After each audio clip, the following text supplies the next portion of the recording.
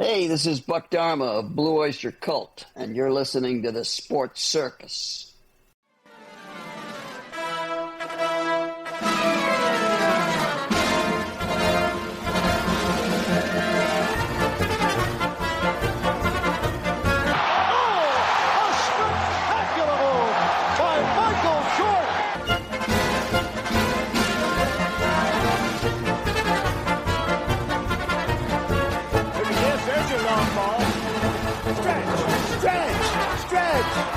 You can put it on the board.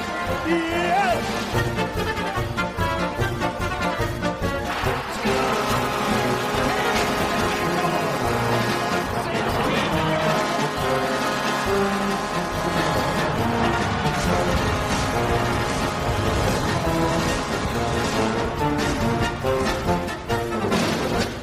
He could go all the way.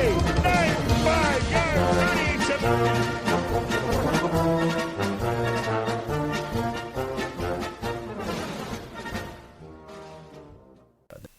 Welcome back to the Sports Circus. I'm your ringmaster, Sal, live from Las Vegas in the AMP TV studio. That's AAMP Television. This segment brought to you in part by the College of Southern Nevada Athletics. Check them out at csncoyotes.com for upcoming games and events. That's csncoyotes.com for the College of Southern Nevada Athletics.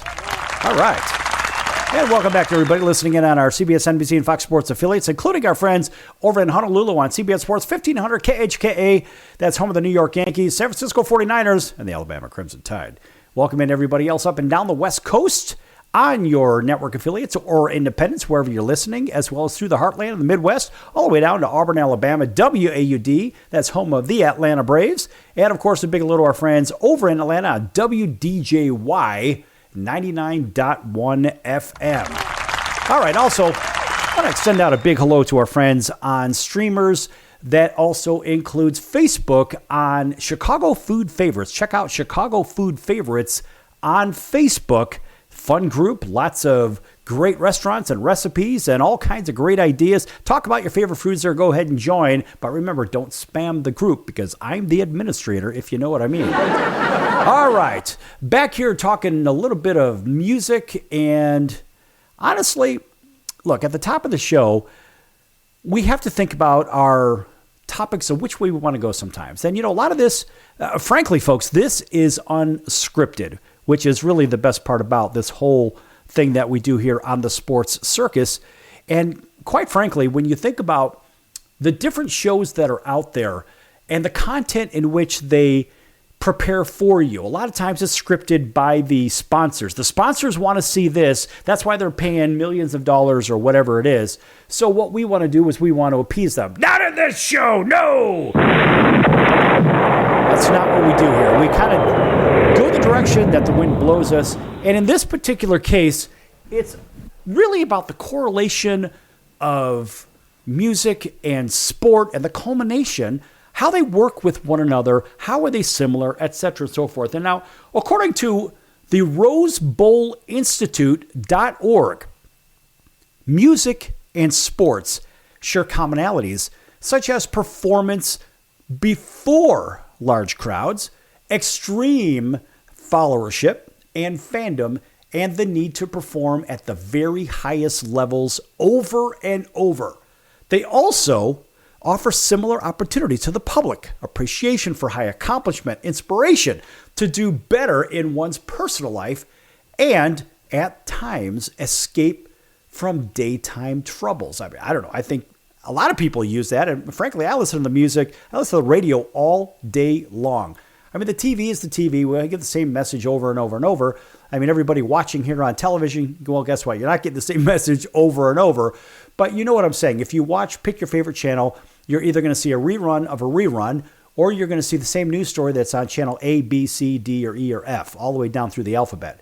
So that's not what we do here. So it's really kind of flying by the seat of your pants, off the cuff, a little shotgun, and it's fun. But remember, music is also integral at times to sporting events. So the old take me out to the ball game, for example, it's a part of every Major League Baseball game, right? Seventh inning stretch. In addition to the national anthem, more music. Most football games include a what? a marching band show at halftime. Fight songs. These are the college games, the high school games. Absolutely love those aspects of it. Look, all combined to bring the crowd more into the game. And let's face it, when you go to these college games or even the high school games, chances are if you're there, you got a dog in the fight. A little bit different than the pro games, which I really prefer the college games myself. But I mean, even when it comes to college and professional basketball, those games often have bands at the games, kind of a smaller version than the football games. And they, of course, pump up the players and the fans. I mean, think about my beloved Blue Devils from Duke University. Our basketball fans, for example, rock to Devil with a Blue Dress, of course, after every victory. Yes! And other rock and hip-hop songs inspire athletes everywhere. Probably no sport incorporates music like soccer or football, I guess, if you're outside the United States of America. And, of course, it's the, for example, We Are One, Ole, Ole, one of those things. Ole, Ole, Ole, Ole. Okay, I don't sing, so kind of get over it if you know what I mean. That's right. That's the ability that I have when it comes to singing, so forget it. Anyway, look, teams are even named for music genres. In case you didn't realize this, think back to the old, NBA's Utah, the former New Orleans Jazz, which had migrated over to Utah. And, of course, the St. Louis Blues.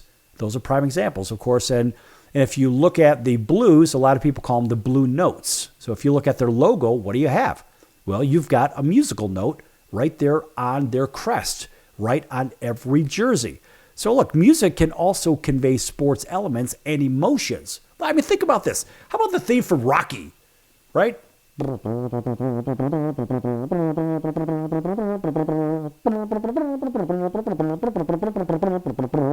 And that is the key of Sal, if you know what I mean. I was told that by Jason Owens one time when I picked up the guitar, and he said, "Hey, you got a guitar back there?" And I said, "Yeah, right here in my studio. I've got a couple of them. Got a Gibson Les Paul, got a Schecter." And he said, "Go ahead, grab that thing." And so I grabbed it, and it wasn't plugged in, but I wanted to see if just how badly it was out of tune. So I picked it up and just trying to strum something basic like a basic G major. And I was like, oh my God, this thing's off. He goes, "Oh, no, it's not off. It's tuned to the key of Sal." No.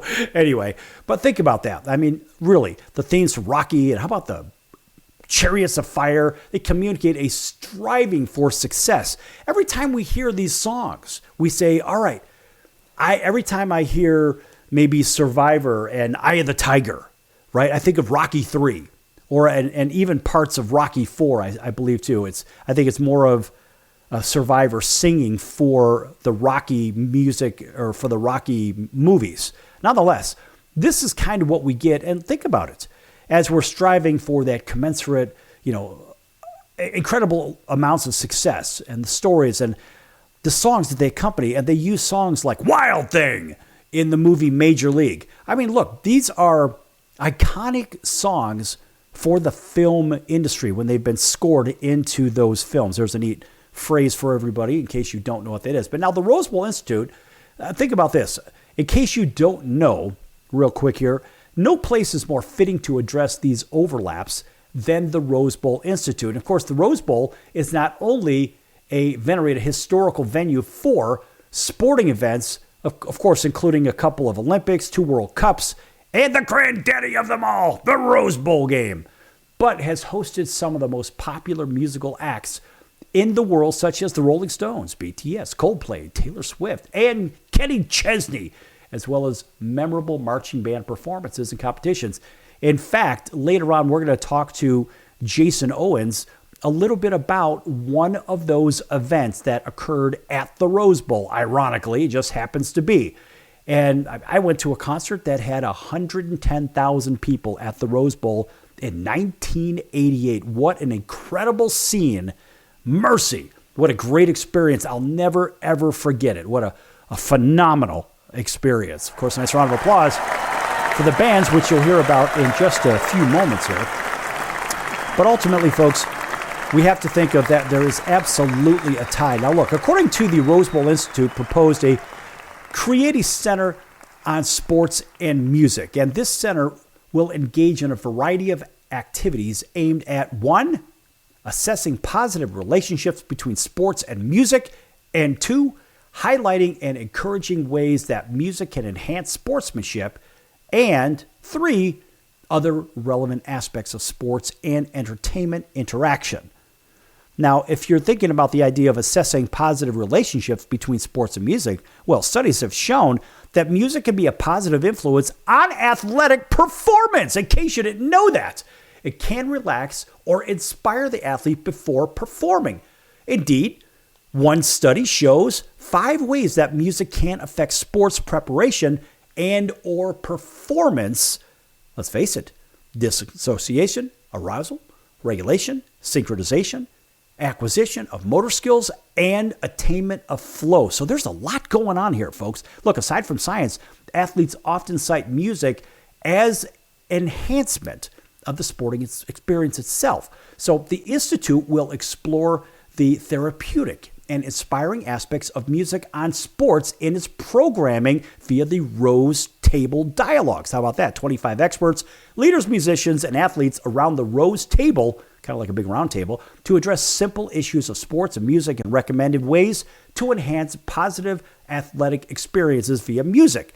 Stream panel and appearances of these issues in other institutes. Oh, yeah, and this goes on and on, folks. This is really exciting stuff. So if you thought that there was no correlation between them, you may be sadly mistaken, because there is a direct correlation between music and sport. Believe me, folks, it's there. Back here in a few minutes on The Circus. Don't go anywhere.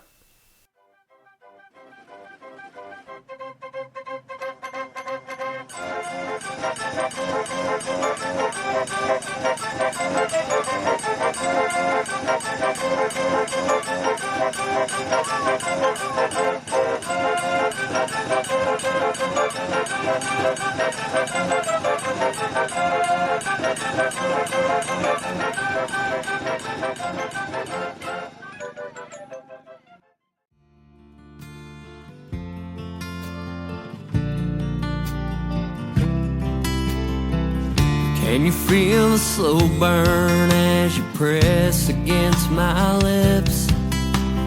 Your sweetness overtakes me, I'm okay with giving in. We're a lot different, I ain't looking for the same. Come a little closer, babe, I wanna play this game. You're my whiskey, You're my wine, I wanna feel your body next to mine. Tangled up in the bedsheets, mixing Chardonnay and country. Get me tipsy tonight, I'll drink you up until the sunrise. Wanna wake up with you by my side, mixing whiskey and wine.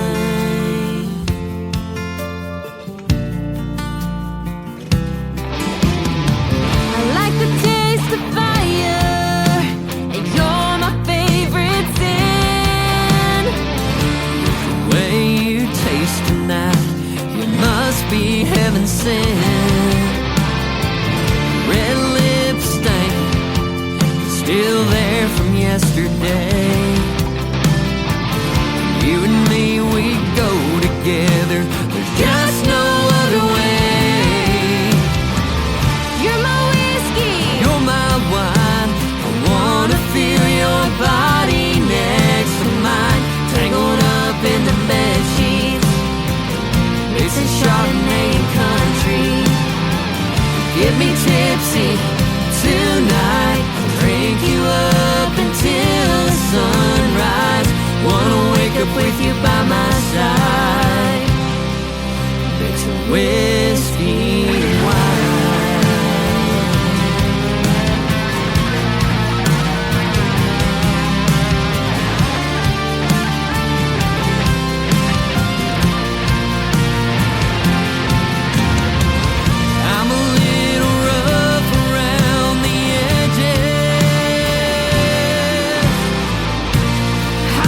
sweet for all that fire.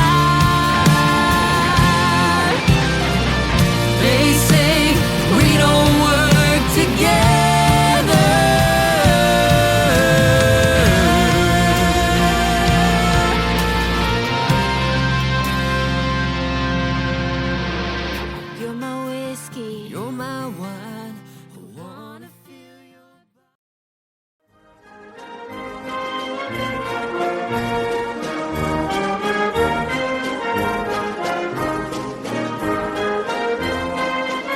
Welcome back to the Sports Circus. I'm Roy Firestone. Now it's time to throw it back to Sal.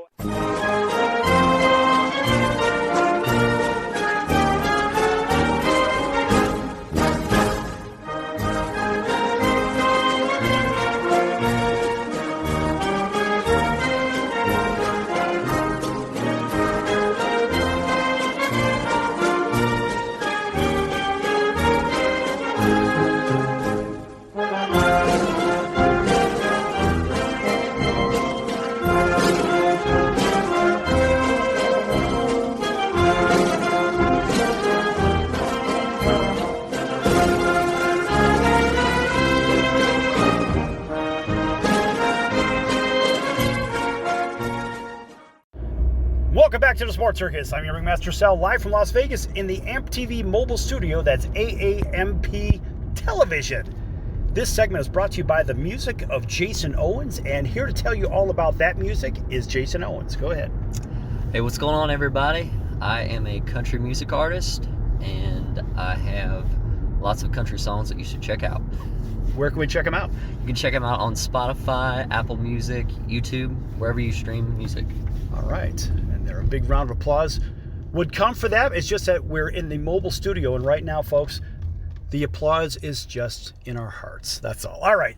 So, we're talking about sound. How do we create a fat sound for stage and for studio? There's a big difference. What does that look like to you? What does that mean to you when you hear a fat sound? I think that just means that, you have a good bass player, drummer locked in real good, and then just stacks of guitars, good harmonies. For in country music, we add the fiddle and steel to add a little bit of texture in there too. Just make it work. Okay, so what about enriching the sound? So in other words, sometimes you'll have a guitar player that says, oh man, that sounds really chunky. What does that mean to you? Chunky, I guess like thick, like I think of like a Les Paul, through a Marshall kind of thing, Okay. Some distortion. All right, so what does that do for the audience when they hear that fatter sound? Well, if they like more energy, they're not trying to, just feel a song. I think that just to me personally, I like that sound, like the just big rock guitars. Yeah, I mean, kind of thing going on. Jason, it doesn't have to be a up-tempo song. It can be just a sound. It could be a ballad, right? Sure. Think of big rock ballads. Yeah. Right, and sometimes November Rain, something like that. Well, Yeah. November Rain, Yeah. or go back to a band we had on our show. One of our favorites is Night Ranger, and so we had Brad Gillis on the show, and Brad, just a great storyteller on all of the things that he's experienced. But we think of like Sister Christian from Night Ranger. I mean, the classic's classic, and it's been featured in so many movies and everything else. But the sound that they were able to get out of those guitars was just incredible. How do they do that and make it sing to the people through in ballads versus through something up tempo? What does that mean to you? I mean, it's just different tones. Like in country music, a lot of the faster stuff, we're playing Telecasters, bright bridge pickups, bright amps, and then if you're playing like a more soulful kind of thing, I probably switch to the neck pickup and just have a little bit of gain, a little bit of delay on there, like through a Marshall or something like that, and just By some big humbuckers. Yeah, some big humbuckers. Yeah. Right. Yeah. And see, folks, the reason I'm asking this is because you may like a particular upbeat song or a slower beat song, something at slower tempo. You may like it, but you may not really realize what it is that you like about it. And sometimes you say, wow, I can feel it. It kind of goes through me.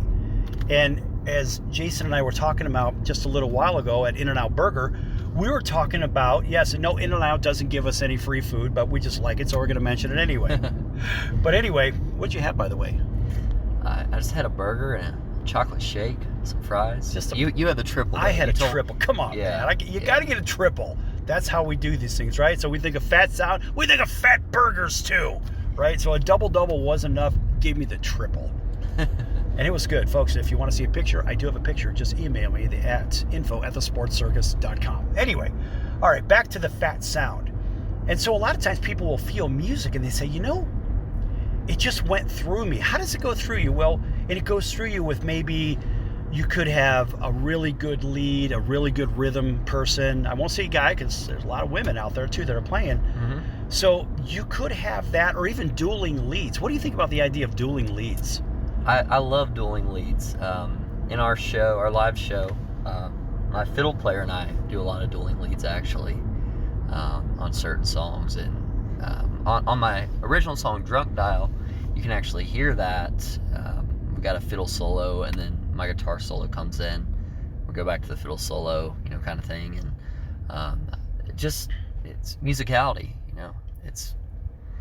It's pretty cool. The idea of drunk dialing always makes me laugh because, it happens to everybody, right? Everybody has at some point been drunk dialed, or you have drunk dialed somebody. And I've been more on the receiving side because I don't do a lot of drinking, but not these days. Back in my younger days, I got a head full of, some hair anyway. So back when I had more hair on my head, like this guy over here that's got enough hair for a family of 4, we think about, what is the idea of a drunk dial? It's like, look, you're desperate, right, for something, and you need some kind of attention or something, right? That's really what it's about. And I kind of like that song. I mean, it's a great title, but if you listen to the words, folks, Jason has some very clever lyrics, and you do all your own songwriting, don't you? Yeah, I definitely have a part in the co-write if it's not completely my just creation of what I did myself. But most of the songs are written completely by me, but I got a couple that we co-wrote too. Okay. Well, that's good stuff. See, and a lot of people don't know that. And what does it take? I'm going to shift over to that real quick because, we did talk briefly about the fat sound idea, but when you're writing a song, I won't say how difficult is it, because my cousin, for example, he's a songwriter, and he never studied music formally. Mm-hmm. So he would have a word in his mind, like a one-syllable word. You say, I kind of want it to sound like this. So he would search up and down the fretboard and find the right tone that he's looking for. Okay. And he would do it word by word in that way. Seems a little tedious, but if you've never been trained formally, how do you do yours? Because typically people do what? They lay the vocal on the track. Do you write the track first, or do you play the track first, or figure that part out? Yeah, so usually I write the music first, lay the track down, and then sing the vocal. Mm-hmm. Actually, I take that back. Usually I start with acoustic guitar, scratch vocal. Then we come back and add the final vocal at the end. Yeah, a lot of people ask about that piece of it, and out of the songwriters that I know, it's kind of a mixed bag. But a lot of them, ultimately, they end up laying the vocal on the track and then, doing their mixing and so forth from the studio side. But what if you're doing something on the fly, if you're at a venue? Now, you've played Vegas, 140 odd times. Yeah. And out of all the times that you've played, if you just said, I'm going to go ahead and experiment with the sound that I've got right here. I've never played this one in a studio, never tried to record it because you have professional videos and everything else. Mm-hmm. But have you ever just gotten on stage and said, I'm going to try to roll with this? Oh yeah, I've definitely done that. If we're like working on something and just want to like try it out for the audience and see how they like it. Just decide if like we want to cut it or not. And it's a good way to experiment too. Because when you're playing live, sometimes you just get a better feel when you're playing live than when you're in the studio. So you can try things out and just see how people react to them. Well, and what's cool about recording live is you have the dynamic of the audience too. Yeah. So you can hear their highs and lows or whatever it is. And I kind of like the idea of recording something in a live setting And I think of, look, I don't know a whole lot about country music. Mm-hmm. Somebody once said, hey, what do you know? And I said, I just remember a guy with a big black hat. Right? And they said, oh, yeah, that's Garth Brooks. I'm like, oh, okay. All right, whatever. I hear he's a big name. Yeah. I just don't know much about it. Yeah. And then they say, well, he sings this one song. I'm like, oh, yeah, I've heard that one. Right, because I couldn't pick his music out. Everybody knows Friends in Low, right? Right. Is that the one? Yeah, that's the one, right? It's kind of like the national anthem for a bar or something, I guess. I don't know. But maybe that's why I heard it. But I guess my point is, I heard a recording of that song, or I heard it played, and the audience dynamic was in that audio, I guess, the radio station that played it. So I don't know if he recorded it live, whatever, but I did like that part of it because it really incorporated the audience. And I've been at concerts where they've taken a show, and I'll go back in the Wayback Time Machine to 1988, before you were born. And so I went to go see a group called Depeche Mode, and they had a really big concert at the Rose Bowl. There's 110,000 people there. And it was them and a band called OMD, another big deal back in the day, and Thomas Dolby, the old Blinded Me with Science thing from way back in the day. But I sat 7th row center in that one, because you don't want to be way in the back anyway, because it's just too hard to see anything. And what they did was they recorded a double CD of Depeche Mode 101. Why is this significant? Because the whole CD was live. It was everything live. There was no fix it and mix. They didn't do a damn thing besides what they were doing, which was just playing. That's it. And that CD double set was arguably one of the biggest sellers for that group, period. And people bought it. Why? Oh, that's right, because it was live. And the dynamic was incredible. And so this goes back to my question, and I always have this concert back into my mind. And I remember having that double CD with me. I took a trip down to the South Pacific, and here I am sitting on the island of Moorea, and I've got this playing in the background like, wow, this is really incredible music, and it's an incredible setting on top of it. And when you look at the setting, I'll tell you what, folks, when we come back from break, I want to talk a little bit about the setting and what that means, because it's a really special thing when you get into these. We're going to be back here in a few minutes with Jason Owens. Check him out at jasonowensmusic.com in just a few moments. Back here.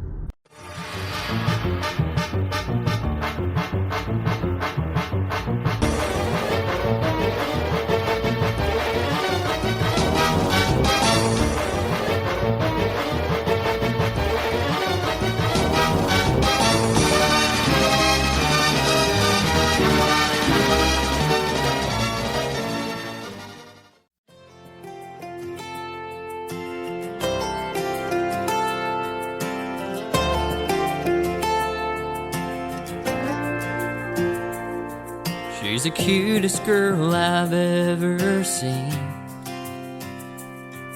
When she's fighting mad, it's the funniest thing. Long hair, blue eyes, and a heart of gold. This is the one thing I want you to know. If you want a man that'll love you to the moon and back, never cheat, never lie, yeah, baby, none of that. But slow and steady wins the race. It's the thrill of the chase. Falling in love just ain't the same these days. We might start with a bottle of Jack. Maybe we won't need that. I gotta find a way to call her mine. I know sometimes you gotta take it slow and steady. She's like a locked up bank vault, and I'm trying to crack the code. She's a perfect 10. She's got nowhere else to go. Yeah, I'm trying to show her I'm the kind of man she wants. She's had some real losers and it's, but her defense is up. And I just wanna love her. Hey Hey everyone, Dave Jackson here, ESPN rules analyst on ESPN Hockey, and you're listening to the Sports Circus.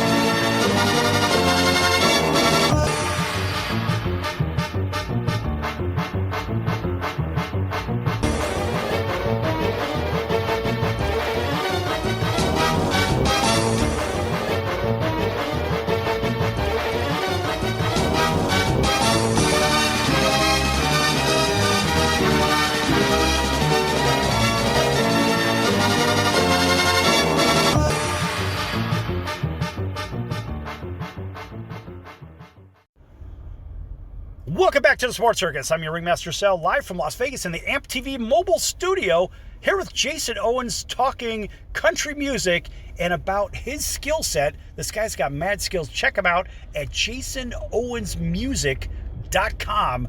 And here to tell you a little bit more about Jason Owens Music is Jason Owens. Hello, I am Jason Owens. You can check out my music wherever you stream music. Just type in Jason Owens on Spotify, Apple Music, YouTube, wherever it may be. We're there. All right, so Jason's kind of a low-key personality. I'm going to get some excitement out of this guy at some point yet. No, he's got some in him. He's just maybe a little stage fright. No, he's good. He's good. And folks, in fact, I've seen him live, and the boy can play. The boy can play. The people like him. They get up, they dance, they do all kind of fun stuff. And you got to check him out. In fact, next time you're in Vegas, you could probably see him there because he's going to be playing Vegas, and my best guess, a little bit more often, and some other venues, maybe throughout the Midwest. Now, you're Kentucky-based, aren't you? Yes, sir. Okay. And what is it about Vegas besides it's the entertainment capital of the world? What do you like about playing here? You know, I feel like so many people come here, for vacations or to get away or whatever, and I meet lots of cool people out here that I would have not met, if I was just playing in Kentucky or Tennessee or wherever. It's just cool to come out here and meet the people, and it just kind of gets the music out all over the country, and even sometimes out of the country. Like a lot of people come from Canada too. So okay, yeah, and I can see that because there's all kind of, and that cracking, by the way, that's Jason cracking his knuckles. All right. Maybe Canada will be a part of our United States at some point. Well, yeah, we never know. And we'll go there by way of the Gulf of America. If you know what I mean. Let's go. All right, hey, I'm okay with that because it's funny that I'm completely digressing, but it's funny you think about that. Well, it's through the Americas in the first place, is it not? Yeah. North America covers Central America, the Caribbean, whatever. It is the Americas, so get over it, folks. All right, so I asked about the Vegas thing because I think of live performances, and I left off in the last segment talking about a double CD set, et cetera, going down to the South Pacific, and I'm listening to this double CD set, and I'm on an incredible beach. It's just me at nighttime looking up at a billion stars, saying, is the Earth flat or what? No, I'm kidding. But I guess what I'm after are these fake? Am I going to fall off the edge of the Earth?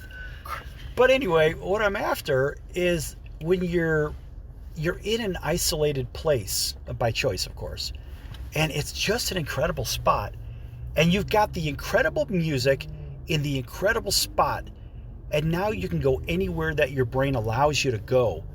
Those live performances makes you feel like you're actually at a venue, but your brain is elsewhere, if you know what I mean. I mean, in a very good way. Yeah, definitely.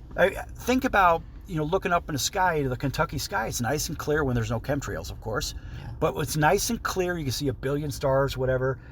And your brain is allowed to travel at the same time, right? Yeah. So what message do you want to send to your audience members when they're maybe in that situation listening to your music in a live setting, if you record live, for example? I would want to send the message that we have a good time at our shows, but there's also some serious moments, and feel like we don't have enough wholesome songs anymore. Everything's just I got a big truck.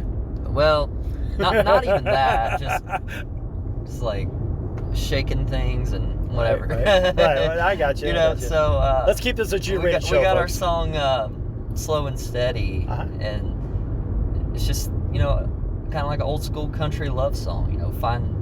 Finding that girl and settling down or whatnot. So I want to convey sincerity to the audience if they're listening to a live record, but also that we have fun. Yeah, I think that's good. And it's outside of that part of it. You're one of the guys that really thinks about what you're writing, and I know that because I've listened. I'm like, you know what? I'm not the big country music guy, but I'll listen to certain artists because they really take the time to put some clever lyrics together. Something that actually has some meaning to it instead of, like I said, you got a big truck or all that other stuff. Right. Yeah. I mean, look, there's a big truck down the road. Okay, fine. So I got a big Ford truck or a Chevy truck or Dodge or whatever the hell it is. So be it. Isn't there more than a life than just that? I mean, honestly, I'd rather have like that triple that I just had at In-N-Out Burger. No, we don't get anything from In-N-Out Burger for saying this. I'm just saying, people always say, well, double, that's big. That ain't big. They actually have a 4x4, believe it or not. We want something real. We don't want this fabricated. I have a truck and I got a blonde girl that is in a bikini in my back seat. Kind of like that's not what I want to convey at all. Right. Well, we've got enough of that out there. I mean, let everybody else do that. And I mean, look, folks, I've been on this show. We've done over 2,100 episodes of this show. We've had some of the biggest names of sports and entertainment, business and politics on this show. It started out just music or just sports, and it's gone from music to music and film and business and science. And there are certain people we want to bring back. We're bringing back Jason because Jason's music is clever and it is thoughtful and it's thought-filled. And I think that's, as I see it, and I listen to it, this is what I hear out of your music. And I've listened to your music. I've listened to your catalog of music available on Spotify. And where else is it available? Apple Music, YouTube, Tidal, all that stuff. Anywhere you stream music, any streaming platform. So as you're playing club to club or venue to venue, do you have a song selection picked out per venue? Like this, I'm going to go to Las Vegas, so I'm going to play these types of music or these types of songs, or what is it when it comes to your selection? Or do you have a standard set? Well, we have a pretty standard set. It changes, year to year, and it's pretty much the same. We might throw some curveballs in there depending on where we're at, but it's pretty much the same every time. Okay. So what makes it from not being boring if you're playing the same set over and over? I think it's just the connection with the audience. Okay. Every time we play those songs, we're getting tighter with them, and so they get better every night. And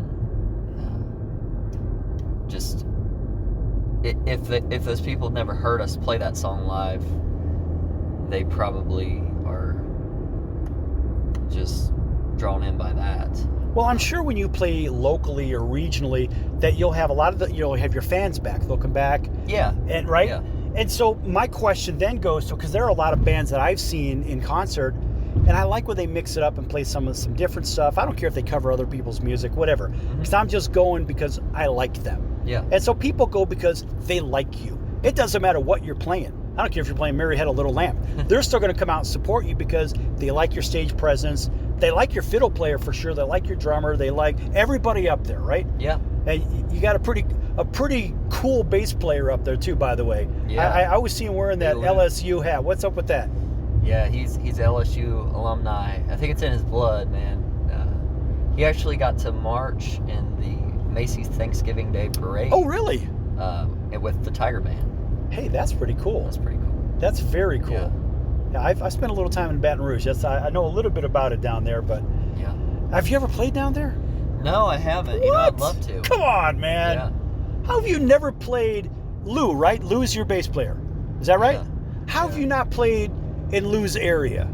Come on, man. I know. Look, that's going to change. Okay. You're going to see right. some changes, and I know you're not ready to talk about those changes to the general audience yet, but there's some really interesting things on your horizon outside of just new material. Mm-hmm. So I think you're going to be seeing a lot more of this young man. And look, we've got a couple minutes left in the segment. Maybe you want to sing a little bit for the audience? No, I don't think you would. Can you do that? You want to do that? Give somebody a little acapella of something? Sure. All right, take a minute and do that. Well, slow and steady wins the race. It's the thrill of the chase. Falling in love just ain't the same these days. It might start with a bottle of Jack, or maybe we won't need that. I gotta find a way to call her mine. I know sometimes you gotta take it slow and steady. All right. Well, hell, if I had my applause button, I would hit my applause button right now. How exciting is that? We've had a lot of people play on this show. A lot of people have just sang just like you have on this show. It's fun. You know, one day I'm going to put together, have somebody to go through all of the musical episodes and do a whole episode of nothing but like what you just did. That'd be cool. Yeah, because I have a mashup of most of the guests, not all of them, but I don't know. We've had 1,000 guests on the show. I have no clue. But I have about an 8.5-minute mashup of all the different people that have been on, and it's actually kind of a cool piece because you don't really hear that. And you're like, I've had this person on, that person on, whatever. But I put them together where when they're introducing themselves, where you can hear them in their own voice on this mashup. Again, that's kind of a cool piece. And I know we've got one for you. We have to update that on our mashup piece. But we're somewhere around, I think, 8.5 minutes, thereabouts. But I would like to have a show of just that. Now, I know at your show, here in our last 30 seconds or so of the segment, I know you have sort of a medley of sorts of different songs at the end. Give me 10 seconds on that real quick. You want me to sing it? No. Oh, okay. No. On your song selection, real quick. Yeah, so we do a cover tune of Stacy's Mom, and then we go into some like Hey Now You're a Rock Star, Beverly Hills, To the Window to the Wall, that kind of thing, and just keep it going, just keep it hype. Okay, folks, that's Jason Owens. Make sure you check him out at jasonowensmusic.com for his upcoming shows, new music. Check him out again on all the streaming platforms as well. We're going to be back here in a few minutes on the Sports Circus. Lots more to come, folks. Don't go anywhere.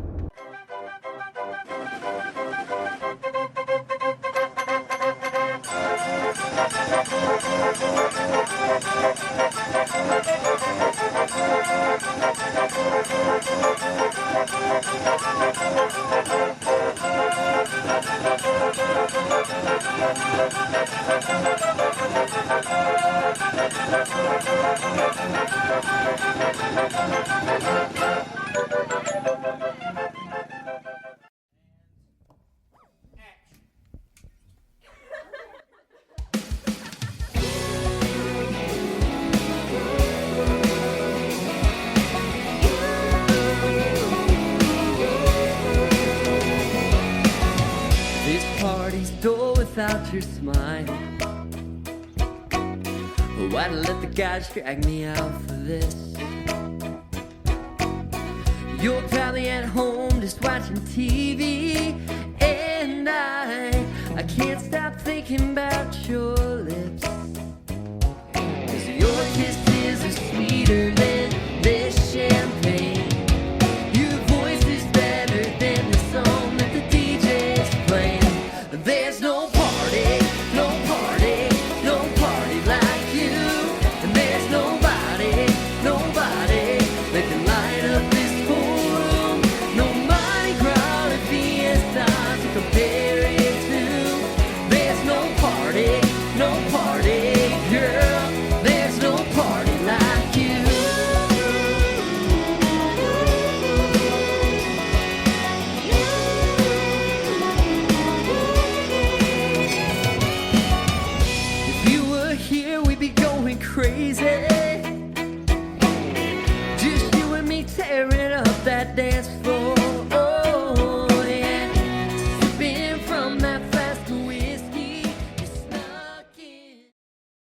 everybody. This is Brian Urlacher. Welcome back to the Sports Circus.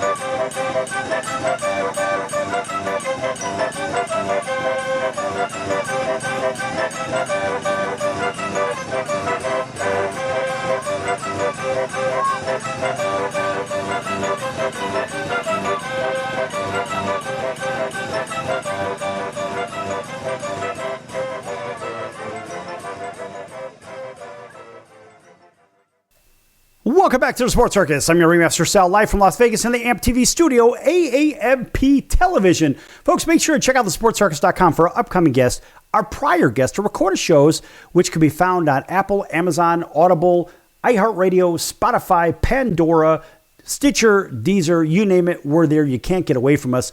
Also, while you're at thesportscircus.com, make sure you check out the partners page. Lots of great partners over there. And of course, one of those partners is Al's number one Italian beef at 1079 West Taylor Street in Chicago's Little Italy. Check them out online at alsbeef.com. That's alsbeef.com. Or if you're in Chicago's Little Italy, again, hop on by to 1079 West Taylor Street in Chicago's Little Italy. Folks, the food is phenomenal. These are our friends. We get nothing for saying this. We just love the food, if you know what I mean. Boy, that's good stuff. Yes! All right. Welcome back to everybody at radio and TV. You know who you are. Had a last couple of fun segments with Jason Owens. Jason Owens Music. Check him out online. Jason Owens Music, country star. The guy's all over the place. Played Vegas, I don't know, about 150 times or so, maybe more, who knows. And toured all over the country for the most part, getting bigger by the minute. And if you happen to be in Las Vegas, you can always check him out on all the schedules over there. I know he's appeared at many times at the MGM Grand, the Resort World, over on the old site of the Stardust. Now there's a gigantic resort over there. If you haven't been to Vegas in a long time, the Resort World's property is magnificent. Right across the street from the Wynn and Encore. Boy, that's good stuff, folks. And Jason really packs them in. People are dancing in front of the stage and having all kinds of fun. Man, there's lots of people in front of that stage. I've got to tell you, folks, this guy is going to be doing gigantic stadium tours. He's just one of those guys, and his head is really in the right place. He's grounded. It's good stuff. And, you know, in the first segment, I was talking a little bit about the correlation between music and sport, et cetera, and so forth. And I did mention the Rose Bowl Institute. That was a really good scholarly source to mention. And I will mention this also. There are other relationships between sports and entertainment as well. And think about this. As, again, according to the Rose Bowl Institute, just as music can inspire or improve athletic performance, sport inspires musicians too. And think about this. Look, whether it's John Fogerty's Center Field, Kenny Chesney's Boys of Fall, Bob Marley's Football's Freedom, or how about Curtis Blow's basketball? Yeah, Curtis Blow, one of our friends. In fact, we have a promo piece. We've had Curtis on a number of times. Curtis, one of our favorites. And he did a piece that said, basketball is my favorite sport. I like the way they dribble up and down the court. And I'm here on the Sports Circus. Boy, that's great stuff. And that's the great Curtis Blow, of course. He is the founder, the godfather, I should say, of hip-hop. And in fact, in case you don't know, for all you hip-hop guys out there and women out there, this is the guy that discovered LL Cool J. Yes! He is responsible for the first big contract for him. And Curtis was the first guy, the first rap star ever signed to a big contract. And back to Curtis Blow's basketball, or think about this, or Stomp Video with the Harlem Globetrotters, right? Musicians have long turned to sport themes for their music. How about Roy Jones Jr. from the boxing world? He's a great example of an athlete who became a musical artist. So it does go both ways. Now also, meaning sports to music and music to sports, right? And so Damn Yankees led the way in translating sports to Broadway. So big influence there, and the Broadway musicals, and there are many movies that draw on sports stories and concepts. So, I mean, look, how can and does the broader society benefit from these associations? I mean, come on, it's limitless, folks. How often do you get a sports show that talks music but really makes sense out of this too? That's why we're carrying out sports stations, music stations, talk radio stations. That's just on radio format. I mean, TV is TV, so we're all over the place there. But just the idea of tying the two together, put a nice pretty bow on it so you can open it up and really enjoy it. That's pretty cool. Now, the Rose Bowl Institute, of course, will continue to explore those and other non-performance connections between sports and music in various formats aimed at promoting the Institute's pillar values of sportsmanship, leadership, and citizenship, of course, in the process. Boy, that's really good stuff by the Rose Bowl Institute. Of course, a nice round of applause for them. But you think also, music and sports, is there really any difference between the two? I mean, that's a really good question. Think about this. From AMImusic.org, playing a musical instrument and playing sports may seem like two completely different activities, but they actually have more similarities than differences. So, look, they want to basically outline the ideas that there are similarities. And of course, the first one that comes to mind, I mean, look, I play guitar horribly and I'm a former baseball player, but the similarities go back to reps, practice, right? Both require a lot of practice just to be skilled. What about at the professional level? I mean, guys like Jason Owens, who was just on the show, look, this guy just tirelessly plays and plays and plays. And he'll play 2 shows a day. When he's here in Las Vegas, for example, this guy will play, he'll play 5 to 6 hours per day. That's a lot on the voice. And never mind having to be absolutely precision on that guitar and everything else, the big production itself. And folks, it is a big deal. So just like how athletes need to train and improve their skills, that musician, just like Jason, needs to practice every regular moment that he gets. Some moments are irregular, if you know what I mean.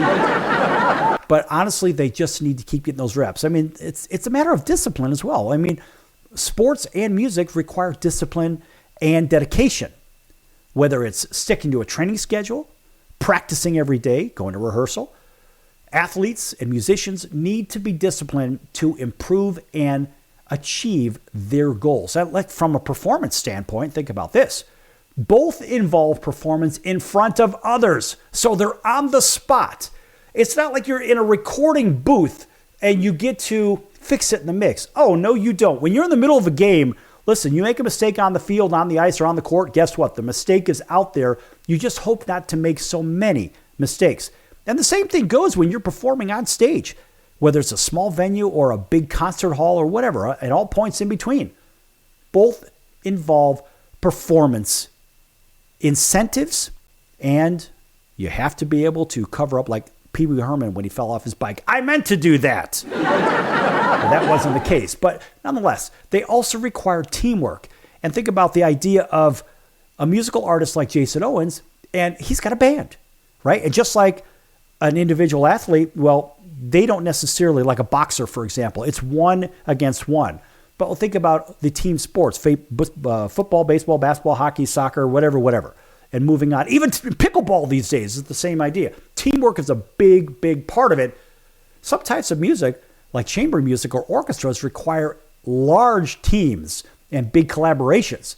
Similarly, team sports, like I just mentioned, right? They have the common goal, right? In football, got to get that first down, got to get in the end zone. And of course, they're both physical and mentally demanding as well. It's a really big part of this whole thing. Playing sports and music is a physical activity that requires physical fitness. In case you didn't realize that, being a musician absolutely requires fitness. In case you didn't realize that. Strength, agility, focus, concentration, and possibly the slight difference might be more fine motor skills when playing an instrument. So you really can't screw that up so much. I mean, look, and also there's competition versus collaboration in both. So while they both involve performance, Sports are often focused on competition and winning, while music can also be more collaborative and focus on creating something beautiful together. But remember, you get on stage with somebody that's never played with you before, what happens?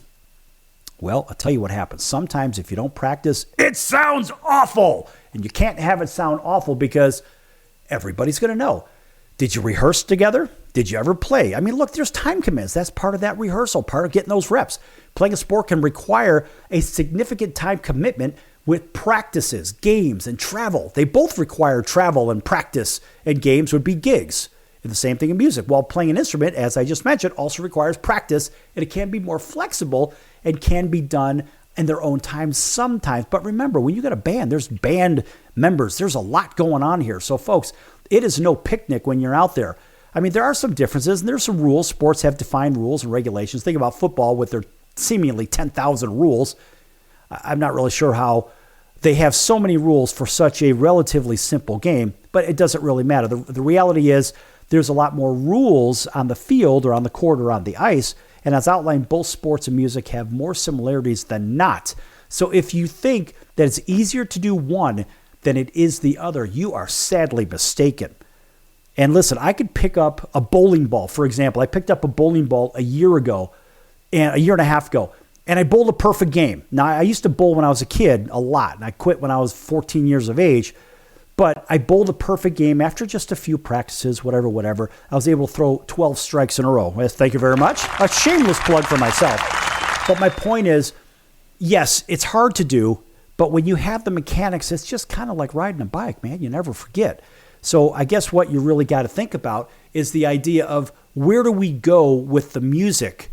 And let's just say you're playing a live set somewhere and you don't really know where you're going with it, but you know where you're going with it, if you know what I mean. These are some of the things you've got to think about. And quite honestly, folks, I'll tell you, it is no picnic picking up a guitar and playing one. I can't imagine what it's like to play the keyboards or play the drums. I mean, what if you're offbeat? What if you got to scratch your nose in the middle of some important part, right? You're doing a drum fill or something, or maybe you're on a bridge or whatever, right before the chorus. And what if your nose is itching or something? What if you got to scratch your back or your ankle or something, and you got a foot pedal kicking? I don't know. There's a lot going on here, folks. Trust me, it's a lot harder than it looks, and certainly is a lot harder than it sounds. All right, folks, we're going to see you in about 23 hours right here on your favorite station. Until then, so long, everyone.